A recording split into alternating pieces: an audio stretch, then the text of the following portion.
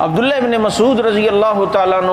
ابن کثیر نے لکھا ہے کہ عبداللہ ابن مسعود رضی اللہ عنہ فرماتے تھے کہ 3 آدمی قیافہ شناس نکلے، 3 آدمی ایسے کہ جنہوں نے اللہ رب العزت نے ایسی بصیرت دی تھی، انہوں نے بندوں کو پہچان لیا کہ یہ بندے سے ہم کام لے سکتے ہیں۔ ایک تو یہ عزیز مصر جس نے حضرت یوسف علیہ السلام کو پہچان لیا، اس بندے سے ہم آگے کام لیے، بڑے کام کا آدمی ہے۔ اور کہتے ہیں کہ دوسرا حضرت شعیب علیہ السلام کی بیٹی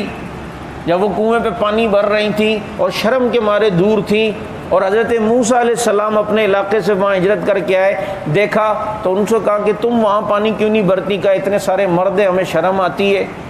لہٰذا انہوں نے ان کی طرف سے پانی بھرا، تو یہ جب گھر پہ گئیں اور کہا ابا جان ایسا ایک شخص ہے، اسے ایسا کریں گھر پہ لا کے نوکر رکھ دیں، یا ابت استاجرہ، اور ان خیر من استاجرت القوی الامین، ابا جان جو خادم ہونا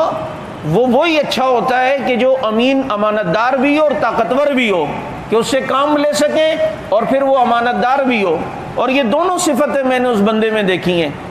اور وہ حضرت موسیٰ علیہ السلام کو لے آئے۔ تو اس عورت کی قیافہ شناسی اور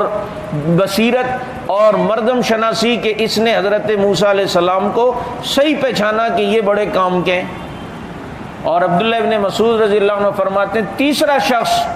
جس کو اللہ نے اسے نور بصیرت دیا کہ جس نے بندے کو پہچانا، وہ حضرت صدیق اکبر رضی اللہ تعالیٰ عنہ ہیں کہ جنہوں نے یہ فیصلہ کیا کہ میرے بعد خلیفہ حضرت فاروق اعظم ہو۔ اس کی پیشانی سے لگتا ہے کہ اللہ عمر سے کام لے گا، اور پھر اللہ نے حضرت فاروق اعظم سے کام لیا، اور ایسی بہترین مثالی حکومت فاروق اعظم رضی اللہ تعالیٰ عنہ کر کے گئے۔